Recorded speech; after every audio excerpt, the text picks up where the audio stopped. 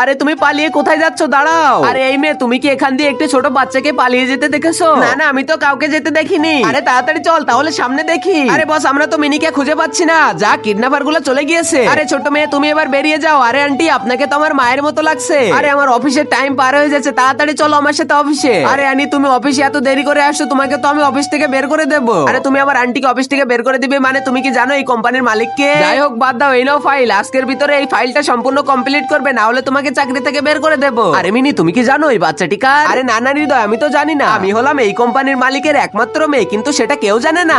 আমার আজকে না কিছুই ভালো লাগতেছে না। আমি কাজগুলো আজকে কিভাবে শেষ করব? আরে আমার কাছে দাও, আমি তোমার কাজ করে দিচ্ছি। আরে এই ছোট বাচ্চাটি এই কাজগুলা কিভাবে জানলো? আমার তো মনে হচ্ছে এই কোম্পানির কাজ আগে থেকেই জানে। আরে এই নাও অ্যানি, তোমার প্রজেক্ট আমি শেষ করে দিয়েছি। আরে তুমি তো জিনিয়াস। আরে অ্যানি, তুমি কি ভুলে গিয়েছো অফিসে কোনো প্রকার বাচ্চা নিয়ে আসা নিষেধ? আরে ম্যাডাম, এই দেখেন আপনার প্রজেক্ট আমি শেষ করে ফেলেছি, কিন্তু এখন তো তোমাকে আমি চাকরি থেকে বের করে দেবো। কিন্তু ম্যাডাম, আমি তো আপনার কাজ শেষ করে দিয়েছি। কমপ্লিট করেছো তো কি হয়েছে? তুমি অফিসে বাচ্চা নিয়ে এসেছো, তাই তো তোমাকে চাকরি থেকে বের করে দেবো। আরে তুমি চাকরি থেকে বের করে দেওয়ার কে? তুমি কি জানো এই কোম্পানি মালিকের একমাত্র মেয়ে আমি। আরে তুমি ওসব আলতু ফালতু কি বলছো? আরে ও আলতু ফালতু কিছুই বলতেছে না, ও সঠিক বলতেছে। তারপরে মেয়েটির সাথে এমন কিছু হয় তুমি দেখলে বিশ্বাসই করতে পারবা না। আর আগে মহান আল্লাহকে তুমি ভালোবাসলে লাইক এন্ড সাবস্ক্রাইব করে দাও। আর পার্ট 2 দেখতে চাইলে অবশ্যই কমেন্টে পার্ট 2 লিখো।